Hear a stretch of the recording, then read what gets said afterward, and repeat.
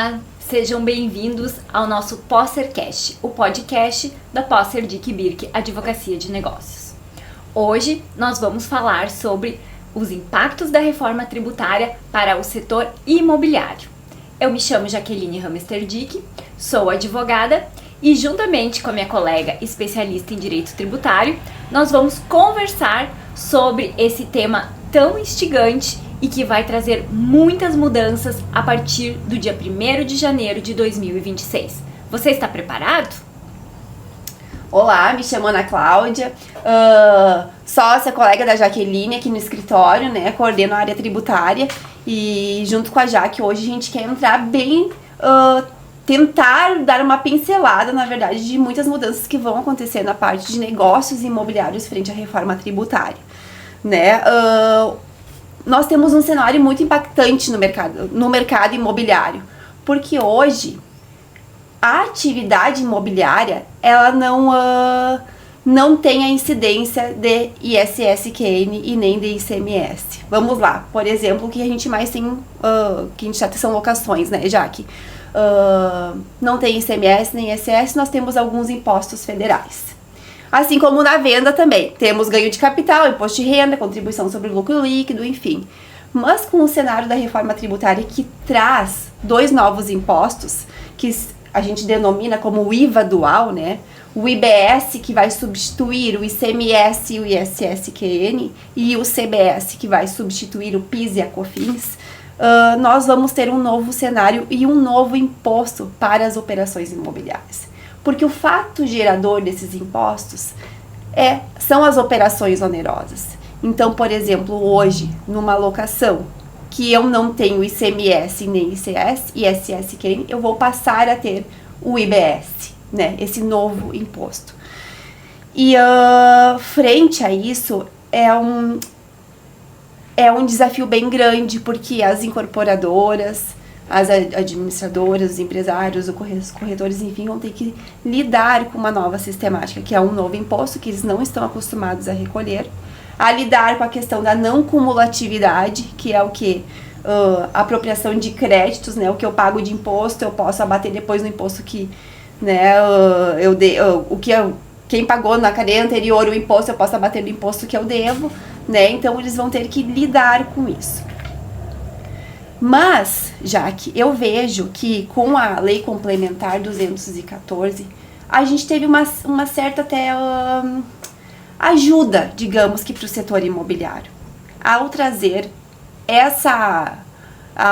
esse ramo dentro de um regime específico. Porque nós temos dentro do cenário da reforma tributária regime geral, regime diferenciado e regime favorecido, e também o regime específico. E as operações com bens imóveis estão dentro dos regimes específicos. Exatamente. Que prevêem redutores. E eu vejo que é aí que é um ponto que talvez o legislador foi feliz para colaborar. Com a questão dos negócios imobiliários, até pela importância que o setor tem para a economia. E assim, Ana Cláudia, a questão da não cumulatividade, ela é muito importante. Porque, como tu falou, realmente, quando a gente vende um imóvel, a gente não tem incidência de ISS e de ICMS. Mas, na verdade, a produção desse imóvel, até ele ficar pronto, tem a incidência desses impostos, sim. Por exemplo, quando compro cimento para fazer a construção, toda a mão de obra que é contratada para aquele serviço, tudo isso gera uma cadeia de tributos, um em cima do outro, que se hoje nós perguntarmos qual é a tributação incidente quando um imóvel fica pronto, foi construído e agora eu vou vender, quanto de imposto se paga? Ninguém sabe responder. Ninguém sabe responder porque os impostos são pagos durante toda aquela cadeia. A empresa que vendeu o cimento vai pagar os seus impostos, a empresa que prestou a mão de obra vai pagar os seus impostos, o engenheiro vai pagar os seus impostos sobre os honorários que ele receber para fazer o projeto, ou seja, toda aquela cadeia de impostos, ela gera um custo muito alto em cima da atividade imobiliária. E o que a reforma quer trazer? Por exemplo, tudo que for pago pelo engenheiro tudo que for pago pela empresa de cimento vai gerar crédito para a construtora quando ela vai vender esse imóvel. Então, por exemplo, todas as notas que ela recebeu destacada gerou num imóvel, um imóvel pronto lá que tem um custo de R$1 milhão. Ela vai pegar todas as notas daquele empreendimento e o valor do imposto ele vai vir destacado, o valor do IVA. E ela vai somar lá que para aquele determinado imóvel, dividindo dentro da incorporação, já foi pago em torno de R$100 mil de imposto. Quando a construtora for vender esse bem, se o imposto que ela tiver que pagar, o IVA, sobre aquele imóvel, der, por exemplo, em torno de R$130 mil, que seria o estimado dentro da redução de alíquota, R$130 mil, ela vai descontar os 100 mil que ela já pagou, que já veio destacado. Então, esse é o segredo e a diferença da reforma tributária. Tudo vai gerar crédito. Então, dentro do regime específico imobiliário, por exemplo, nós teremos alíquotas reduzidas, que muitas vezes lá na cadeia produtiva, essas alíquotas não vão ser reduzidas. Então, quando gerar a questão do tributo lá, que a construtora vai pagar, que o locador do imóvel vai pagar, ou até entre uma compra e venda feita entre particulares, que também vai ter incidência do IVA, muitas vezes esse imposto até pode ser negativo. Em algumas simulações, a gente chega até um imposto negativo, ou uma carga tributária menor, porque vai se levar em conta toda a carga tributária durante toda a cadeia de produção daquele bem imóvel. Então, por exemplo, na incorporação, no parcelamento do solo, na construção, na venda de imóvel e até na intermediação, que é o valor que o corretor paga, a alíquota ela vai reduzida em 50%. A gente estima um IBS hoje em torno de 28%, né, Ana? 27,5%, 28%. E a gente vai ter uma alíquota de 50%, ou seja, a soma do IBS e CBS seria de 13,5%. Na locação, essa alíquota é reduzida em 70%. E aí a gente tem uma alíquota em torno de 8%. Que muitas vezes na cadeia de produção, lá quando compra os insumos, a pessoa, né, o contribuinte, no caso, vai pagar a alíquota cheia. Então, isso são questões bem interessantes que podem, dentro de um regime de utilização de créditos, desonerar um pouco lá no momento da venda do imóvel. Na prática, a gente ainda não sabe o que vai acontecer, só fazendo o cálculo, mas alguns especialistas falam, inclusive, que talvez lá no final, a depender de como isso vai ocorrer, pode ter, os créditos podem gerar uma redução fiscal significativa para a construtora e para quem exerce atividade de venda de imóveis. Essa questão da não cumulatividade, ela é ampla, né? Então, assim, isso é um ponto muito positivo. Hoje nós temos uma restrição, uma não cumulatividade dentro de um regime de tributação do lucro real somente, né? E ainda, quando a gente trata de empresas, muitas vezes até do Simples Nacional, não tem essa questão de crédito, vai passar a ter mesmo que pouco. Mas o mais importante disso, na verdade, que muitas vezes, assim, as pessoas estão se preocupando bastante com cálculos, né? Mas que eu trago assim, para eu passar a ter, eu gerar o crédito e eu tomar esse crédito, eu também vou ter que fazer o recolhimento do meu imposto, eu também vou ter que ter minha nota fiscal adequada, né, idônea, com ele destacado ali. Se eu não tiver esses requisitos que são básicos, eu não vou gerar esse crédito, não vou nem poder tomar esse crédito, né? Então, tem esse detalhe de ajuste que as empresas têm que começar a fazer já nos seus sistemas, né? Exatamente. Independentemente se eu sou um corretor pessoa física, né, ou se eu sou um corretor, a administradora, a locadora, enfim, né, do imóvel, a incorporadora. Né? E isso é bem importante, Ana, a gente deixar claro que, em regra, o IVA ele vai incidir para as empresas, para as pessoas jurídicas. No entanto, a lei traz exceções em que pessoas físicas vão ser equiparadas. E aí entra em alguns casos a atividade do corretor de imóveis como corretor empresário individual, né, a questão do IBS, e também o locador de imóveis, quando ele auferir uma determinada renda ou tiver uma quantidade de imóveis, e também no caso de venda de imóveis de pessoa física, né, quando a pessoa tiver isso como uma atividade corriqueira, a lei traz requisitos específicos de valores, de quantidade, mas existem situações em que a pessoa física ela também vai ser contribuinte do IVA. E aí tem uma questão que me chama muito a atenção e que eu vejo que vai ser um nicho muito específico de mercado, e a importância de que todos os profissionais envolvidos com a atividade imobiliária estejam preparados, é de que em algumas situações, para quem é contribuinte do IBS, do CBS, do IVA, ele vai querer comprar imóveis de pessoas que sejam contribuintes, porque ele vai poder usar isso como crédito. Ele vai querer, muitas vezes, quem aluga imóvel, as empresas que locam imóveis, elas vão dar preferência para alocar imóveis de pessoas jurídicas ou ainda que sejam de pessoas físicas, mas que sejam contribuintes do IBS e do CBS, porque isso vai gerar crédito na sua atividade. Então, em algumas situações, as pessoas vão, inclusive, dar preferências para fazer os seus negócios com pessoas que sejam contribuintes.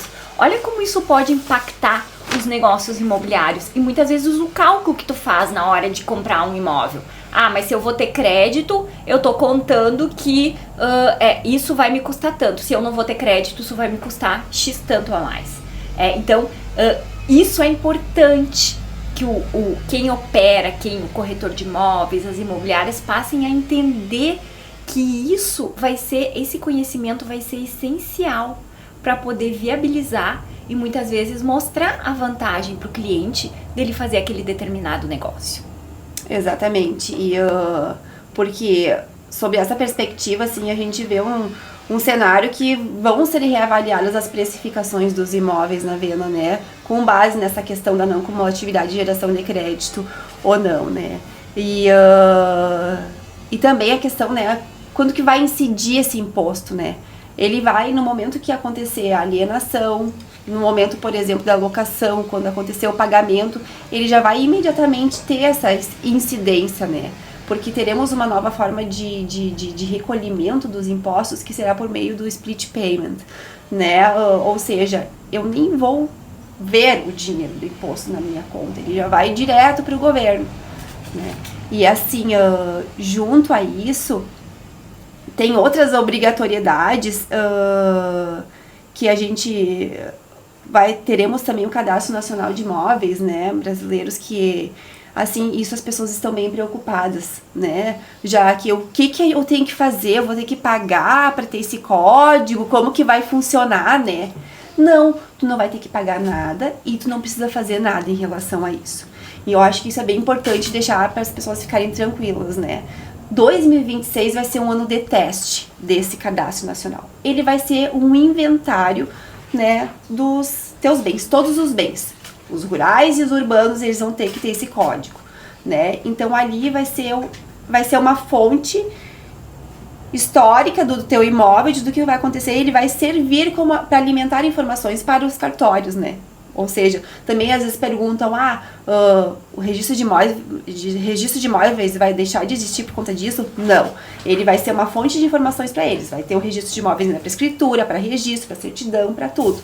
Então ali vai estar tudo linkado, a questão é que esse código vai puxar informações municipais, estaduais e federais. Isso, e uma coisa muito importante, assim, que eu acho que a gente tem que ter em mente, assim, a matrícula do imóvel, ela é como se fosse a identidade do imóvel, né? Ali eu consigo ver a descrição, os proprietários, eventuais ônus. O Cadastro Nacional Imobiliário, ele vai trazer algumas questões em relação ao valor de mercado dos bens, que é o valor de referência, que todo imóvel, quando for criado o cadastro, para cada imóvel será atribuído um valor de referência. Esse valor poderá ser impugnado pelo contribuinte, mas aquele ali vai ser o parâmetro para fins de incidência de muitos impostos, se não houver a impugnação. E vai existir uma unificação, porque hoje às vezes o município avalia por um valor, a Receita Estadual avalia por outro valor, o IPTU tem como base um valor, o ITBI tem como base outro valor. A gente não tem uma obrigatoriedade de que todos os impostos vão ter que obedecer esse valor de referência, mas o espírito da lei é esse. Então vai ter um valor único, que vai ser o valor de referência do imóvel, e as informações fiscais vão estar integradas nesse cadastro. O que eu vejo com bons olhos, porque hoje, quando a gente vai fazer uma compra e venda de imóvel, a gente precisa, além da matrícula, tirar umas 20 negativas, porque eu preciso buscar as informações fiscais federais, estaduais, municipais, eu preciso buscar a existência de processos judiciais. Talvez com isso a gente consiga reduzir um pouco a due diligence na hora de fazer a venda, porque eu vou ter uma centralização. É o que é o espírito da lei. Como na prática vai funcionar, a gente ainda não sabe. E até a guerra fiscal, né, Jaque? Porque hoje, quando a gente vai fazer qualquer operação com um imóvel, e nós temos agora a questão aonde está localizado o imóvel, né, que vai ter a competência para a cobrança desses novos impostos, o que acontece? Um município entende de um jeito, o outro de outro jeito, e hoje a gente também, além dessa questão administrativa de se analisar, a gente tem que analisar também a parte jurídica, como aquele município está entendendo isso, né? Para eu também verificar a situação do meu cliente, se ele ainda tem algum outro risco, alguma outra coisa que ele tem que talvez estar preparado, né? Então eu vejo que ter esse valor de referência vai ajudar muito nisso também, né? Para acabar com essa guerra fiscal e essa múltipla interpretação, né? De base de cálculo, né? E base de cálculo vai ser basicamente isso, o valor da operação, né? Eu aplico ali, na verdade, a questão da não cumulatividade, os redutores, e aí eu vou ter o imposto que eu vou ter para pagar de IBS e CBS. Isso, né? E nas operações imobiliárias, além de ter uma alíquota reduzida, existe também o redutor social. O redutor social, ele é um valor fixo que vai ser deduzido nas operações com imóveis residenciais. Então, por exemplo, toda locação residencial, quando eu fizer a base de cálculo do imposto, se o valor do aluguel é 5 mil, eu vou descontar R$600. Então, eu vou ter como base de cálculo, para fins de incidência da alíquota do IVA de 8%, eu vou ter o valor de 4.400, não de 5 mil. Eu vou ter um desconto de R$600, isso para as locações residenciais. Na venda de imóveis, eu vou ter um redutor de R$100 mil, e se for de lotes, R$30 mil. Isso vai se aplicar somente na primeira venda, primeira vez que o imóvel for vendido. Aplica uma única vez, né? Uma única vez. E somente para imóveis residenciais. Qual é o objetivo disso? É justamente reduzir a carga tributária de imóveis de menor valor. Porque tu reduzir, por exemplo, de um imóvel que tu compra ali, um imóvel com finalidade social de R$300 mil, tu reduzir 100, a base de cálculo vai ser 200. Do imóvel de 1 milhão, tu vai reduzir 100, a base de cálculo vai ser 900. Então, esse valor fixo, ele foi intencionalmente criado, né, para fins de quanto menor o valor do imóvel, maior é o desconto, maior é o redutor. Então, a tendência é que imóveis de baixo valor, a carga tributária, ela acaba até sendo menor. Quanto maior o valor do imóvel, a tendência é que maior será a carga tributária, em razão desse redutor social, justamente o nome dele é redutor social, que foi instituído pela lei complementar que estabeleceu a reforma tributária. Aproveitando o gancho de redutor social, né? Hoje nós também temos, né, a questão do regime especial tributário, né, para as incorporadoras, né? Eu acho que é bem importante a gente também trazer esse elemento, porque esse regime especial, ele tem uma tributação hoje de 4%. O RET, né? O RET, né? 4% ali sobre a receita na operação. Ele não vai deixar de existir, tem a previsão ali até 2028, né, para as incorporadoras elas aderirem a esse benefício, né? Mas ainda se tem um cenário que para o futuro eles vão ter que provavelmente atuar, né, com o RET e mais o IBS e o CBS em conjunto, né? Então esse é um desafio aí que mais para frente, mas que é importante só trazer que o RET ele continua, né? Então Enfim, né, a gente vai ter agora, a partir do ano de 2026, um período de bastante adaptação, em que vão ser os dois regimes, o atual e o novo, vão começar a trabalhar em conjunto, né? As alíquotas, elas são progressivas, e a partir de 2033 só é que todas essas alíquotas, e que acaba a implementação final desse novo regime fiscal. E isso, com certeza, no primeiro momento nós vamos ter uma dificuldade enorme até ocorrer a adaptação, até finalizar os regulamentos que a própria Receita ainda não terminou. É como uma reforma em casa, né? Já que é uma bagunça para depois ficar tudo bem e bonito, né? Então nós vamos ter, os próximos anos serão de bastante bagunça, bastante dificuldade, mas a gente acredita que possa no futuro simplificar. E, muito importante, o contribuinte vai passar a saber o quanto ele paga de imposto, porque tudo que for comprado vai vir destacado na nota o valor do imposto. Eu comprei uma xícara, eu sei que essa xícara ela custa R$10 e que eu estou pagando R$3 de imposto sobre ela. Isso vai aparecer na nota. Essa consciência que o contribuinte vai passar a ter, ela vai ser essencial. E isso vai acontecer com os bens imóveis também. Eu vou saber que quando eu estou comprando um imóvel, tanto é o valor do imóvel e X tanto é o valor do imposto. Isso vai ser muito interessante, vai mudar a dinâmica, vai mudar o mindset que a gente fala das operações e dos negócios, né? A consciência maior que vai ter o contribuinte. E tem mais uma questão importante, a Ana Cláudia falou um pouquinho no início, né, que o novo IVA, ele substitui PIS, COFINS, ICMS e ISS. Então, assim, a gente continua tendo imposto de renda. A pessoa física, por exemplo, ela vai continuar pagando o imposto de renda, e se ela se enquadrar dentro dos valores de locação que tem a incidência do IVA, ela vai também pagar o IVA. Então, para a pessoa física que for considerado contribuinte, o aumento da carga tributária vai ser muito significativo. Ela vai pagar tudo que ela paga hoje e mais em torno de 8% de IVA. Na pessoa jurídica, também vai continuar tendo a incidência do imposto de renda. Então, isso não, só vai continuar tendo o imposto de renda e mais o IVA. O ITBI continua tendo a sua incidência normal nas operações imobiliárias. O IPTU não teve modificação, continua tendo a sua incidência normal nas operações imobiliárias.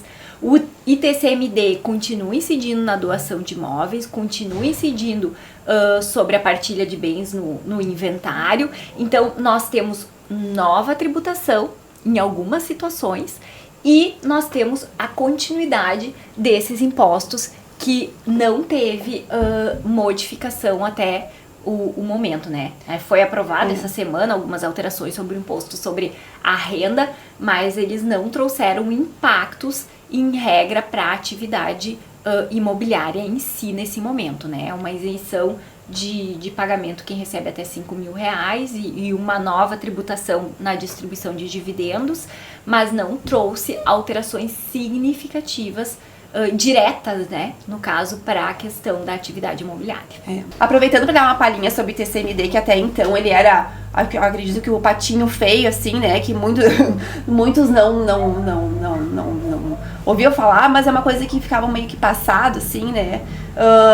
O TCMD, ele agora tem a questão da alíquota progressiva. Nós, no nosso estado do Rio Grande do Sul, já temos alíquotas progressivas, né. Mas tem estados que ainda não tem. E essa alíquota progressiva, ela pode ir até a 8%. Então, assim, verificar. As pessoas não têm só imóveis no Rio Grande do Sul, às vezes tem imóveis nos outros estados, enfim. Como que tá, né, a questão das alíquotas do TCMD nesse estado, porque vai ter o aumento. Quem não tem esse 8% ainda vai colocar, porque querem arrecadar, né? Então é o momento de planejar, né?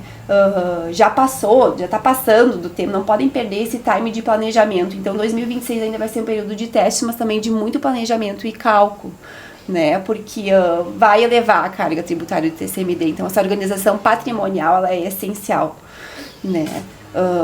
toda hora tá mudando isso, e nós aqui no escritório a gente tá bem buscando estar sempre atualizado, né? Dar o F5 aí a cada momento, né? Agora, recentemente tivemos aprovado na Câmara dos Deputados um projeto de lei de 2021 que trata da atualização dos imóveis no imposto de renda, que eu posso atualizar por qualquer valor.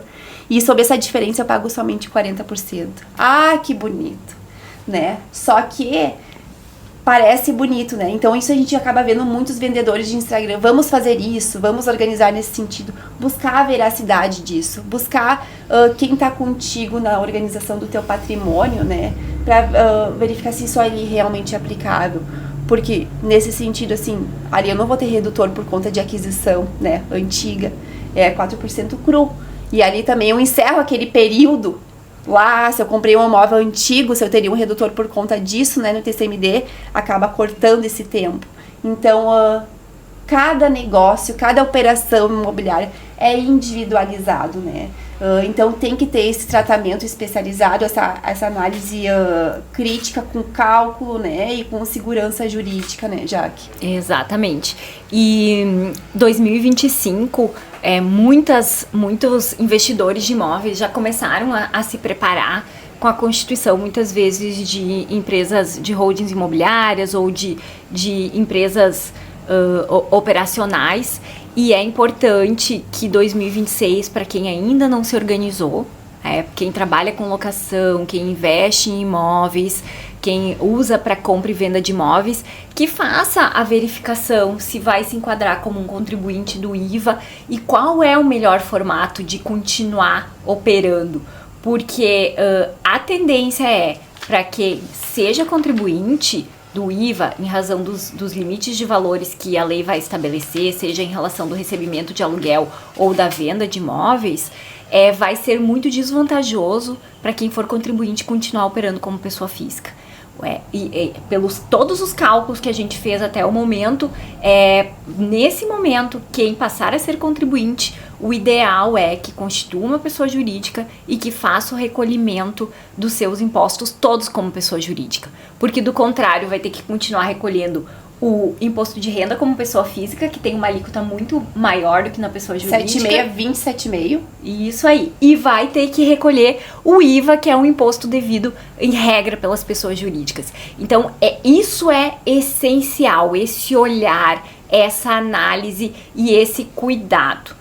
De fazer essa verificação a respeito de qual passará a ser a minha carga tributária a partir do momento em que houver a incidência de toda essa tributação. E aí também eu trago como uma questão muito importante que o medo do Cadastro Nacional Imobiliário que as pessoas têm, que não vai mais ter a possibilidade de se esconder do fisco, né? A partir do momento em que eles vão ter o inventário de todos os imóveis, aquele imóvel que não gera renda nenhuma vai ficar no olhar do fisco. Não é? A pessoa tem vários imóveis e de 10, somente 3 geram renda. O que ela faz com esses outros imóveis? Por que eles não estão gerando renda? Quem mora neles? E aí vai possivelmente ter que prestar contas a respeito disso. Então essa situação de não declarar ou declarar valor a menor, ela realmente está com os dias contados. Isso é bom, porque vai tratar todos os contribuintes de maneira igual. A formalização, ela vai acabar sendo cada vez mais rigorosa. Então, é muito importante que quem ainda não foi atrás de informações, não fez as simulações, não tratou do seu caso específico, que busque profissionais sérios, profissionais qualificados, converse com o seu contador, busque advogados, equipes que sejam especializadas em direito imobiliário e em direito tributário, porque é necessário a conjugação desses fatores em conjuntos para que possa fazer um planejamento estruturado, um planejamento sério, que vai ter pagamento de imposto, sim. Não existe planejamento sem pagamento de imposto. Essas falácias que hoje a gente vê nas redes sociais, ITBI zero, ITCMD zero, isso não existe, né? O que existe são planejamentos bem estruturados, são aproveitamento de, muitas vezes, benefícios fiscais que são reais, mas não existe planejamento patrimonial sem pagamento de imposto. Pode existir a redução da carga tributária, sim, mas não existe pagamento de imposto zero, e isso cada vez mais vai acabar. Talvez exista no momento, mas depois a conta vem, né? Depois a conta vem. Depois a conta vem. E a gente vê muitos planejamentos sendo aí desmembrados aí pela fiscalização com fortes autuações, né? Então, fica essa nossa reflexão para vocês, né? Que tem negócios imobiliários, né? A fazerem, se não começar a fazer, começar a fazer a partir de agora, né? A reforma tributária no mercado imobiliário, ela é muito específica e complexa, então hoje foi só uma pincelada que a gente trouxe, né? Com um resumo mesmo, um resumo mesmo de alguns pontos, né? Então, comenta aí pra gente o que vocês acharam desse nosso Postercast, né? Mandem dicas de conteúdos que vocês desejam assistir e que podem ser ricos e trazerem mais informações para vocês.